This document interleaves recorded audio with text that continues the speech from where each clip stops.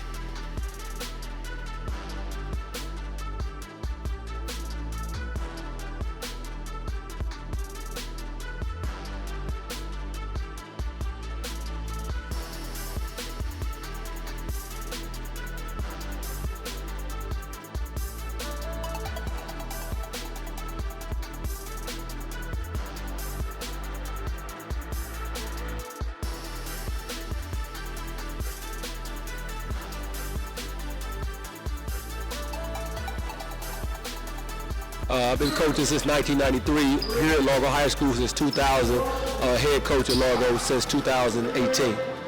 Pretty much the same, just making sure that, the kids are doing what they need to do. The kids are working hard. We just want to make sure that they focus on what they need to do in the classroom, also on the court and off the court, and just having a good lifestyle and being positive. Just to be consistent, keep working, and just manifest what we want to happen.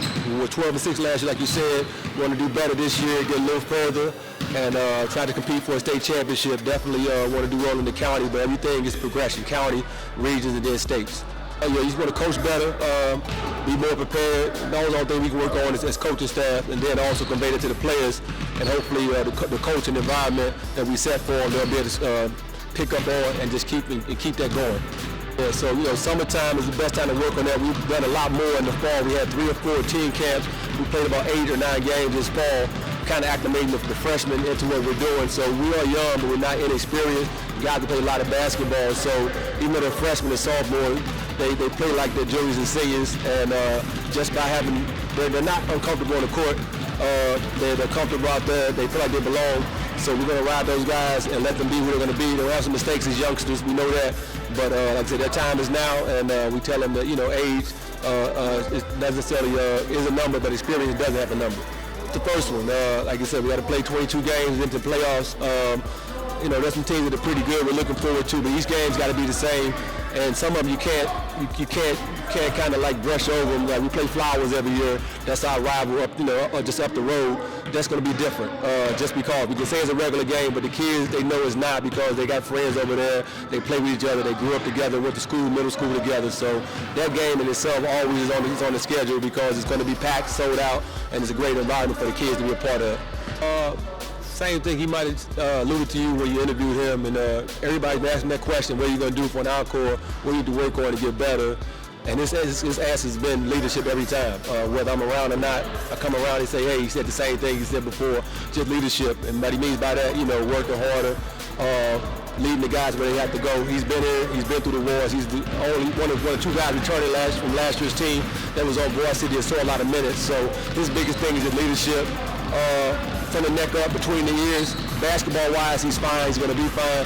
He's been playing a long time, and he's been pretty good at it for a long time. So I think for him is leadership. His thing for himself is leadership. Individually, as far as basketball stuff in particular, get better at free throw percentage, making outside shots at a higher rate.